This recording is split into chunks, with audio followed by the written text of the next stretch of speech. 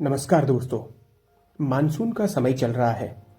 यह समय कीट पतंगों के लिए सर्वाधिक उपयुक्त समय है। जी हाँ, आज हम बात करेंगे एक छोटी व सबसे बुद्धिजीवी कीट की।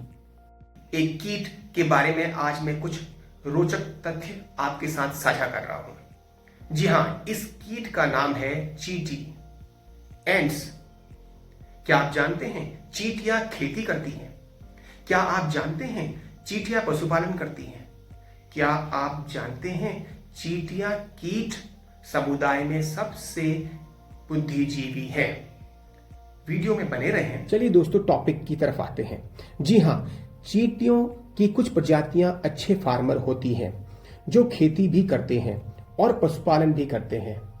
इनका यह व्यवहार काफी दिलचस्प है, लेकिन ये सच है चींटियां अनाज की खेती नहीं वरन फंगस कुकुरमुत्ते की खेती करती हैं।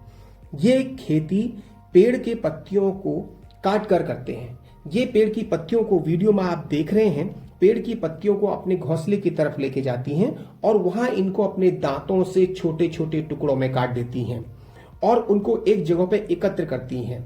समय रहते नमी के कारण इसमें फंगस उगने लगती है, लेकिन ये अपनी स्लाइवा से किसी एक विशेष प्रकार के ही फंगस को अलाउ करती हैं। अन्य फंगस को ये अलाउ नहीं करती जो इनके अंडों को दुष्प्रभाव डाल सकता हो। तो हाँ, अब बात करते हैं पशुपालन की। दोस्तों, चींटियां न तो गाय पालती हैं न ही भैंस। इनका पशु एक दूसरा कीट है जिसका नाम है एफिड्स, जिसे ये पेड़ों की शाखाओं पर या पत्तियों पर पालते हैं। जब इनको मीठा भोजन करना होता है तब ये एफिड्स को सहलाती हैं और एफिड इन्हें अपने शरीर से निकला हुआ मीठा लिक्विड उपलब्ध कराता है और यह मीठा लिक्विड चींटी के लिए एक रसगुल्ला जैसा होता है जिसे पूरा पी जाते हैं। इसके बदले चींटियां एफिड्स को सुरक्षा देती हैं और वातावरण अनुकूल ना होने पर इनके अंडों को अपने घोंसले में छुपा के रहती हैं और जब बसंत की ऋतु आती है इनके अंडों को फिर से पेड़ की शाखाओं पर छोड़ जाती हैं। चलिए बात करते हैं इनके आर्किटेक्चर की।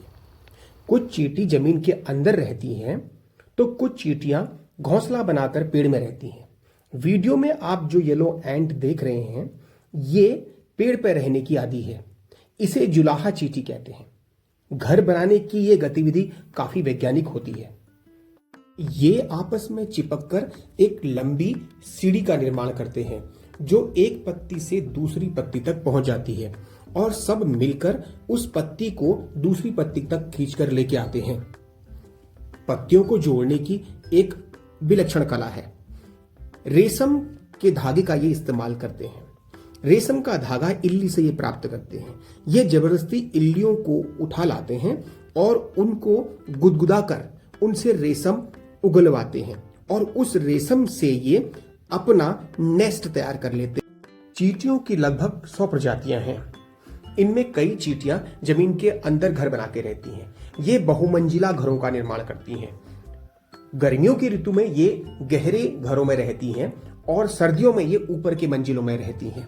खोदी गई मिट्टी को ये अपने घरों के ऊपर रख देते हैं ताकि सूर्य की रोशनी से सीधे इनका घर गर्म ना हो। गर्मियों की ऋतु में ये गहरे भाग में रहती हैं और जाड़ों की ऋतु में ये ऊपरी भाग में रहती हैं। अलग अलग मंजिलें होने की वजह से ये इनके फायदे हैं। इनके द्वारा खोदी गई मिट्टी को ये नेस्ट के ऊपरी भाग में रख देते हैं ताकि गर्मियों में सूरज की रोशनी इनके नेस्ट को डायरेक्ट गर्म ना कर पाए। हाँ दोस्तों, चींटियां हाथियों को भी मात दे सकती हैं।